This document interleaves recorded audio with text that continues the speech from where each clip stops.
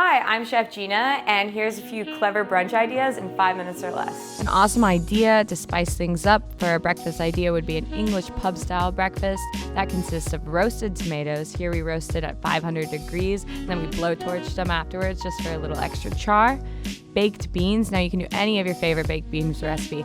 I like to use cumin and cilantro and kind of do more towards a Latin style, but lots of flavor. You want to make sure you get some smoky notes in there. And then you follow it with a really beautiful egg. I did mine over easy because that's how my mom likes it.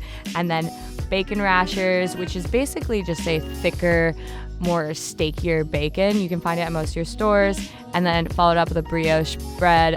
You could also do sourdough or any of your preferred toast methods. I just wanted to be a little extra fancy with the brioche. If you're bored of your old traditional pancake, a Dutch baby is an awesome way to spice up your breakfast morning.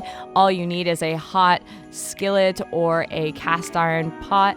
You're gonna start with butter and put it in the oven at about 500 degrees. And once that butter starts to brown, you add your crepe-like pancake batter, put it in there and watch it puff up for the next 2 or 3 minutes. And then when you pull it out, you can top it with just powdered sugar or your favorite syrup. And who doesn't love a breakfast sandwich? Now, I do my breakfast sandwiches with a brioche bread, so that way it adds a little sweetness. I also use the bacon rashers here, pepper jack cheese, a beautiful over medium egg. Now, you don't want it too over easy or it'll run absolutely everywhere, but over medium you still get a nice run. And then I like to add a twist on my sandwiches. In this case, I use pea sprouts for a really awesome kind of spring forward flavor. Now, if you're crunched on time, but you still want to do something impressive, the breakfast bowl is the way to go. This breakfast bowl is just sausage on the bottom, a layer of hash browns, and you can buy pre-made, no one's gonna know, and then put cheese on top, and then I crack an egg and put it all in the oven, and I cook it at about 350 for 6 to 7 minutes until everything's all bubbly and delicious. You can chop with as much cheese as you want. Remember, cheese bowls are fun, so more cheese the better.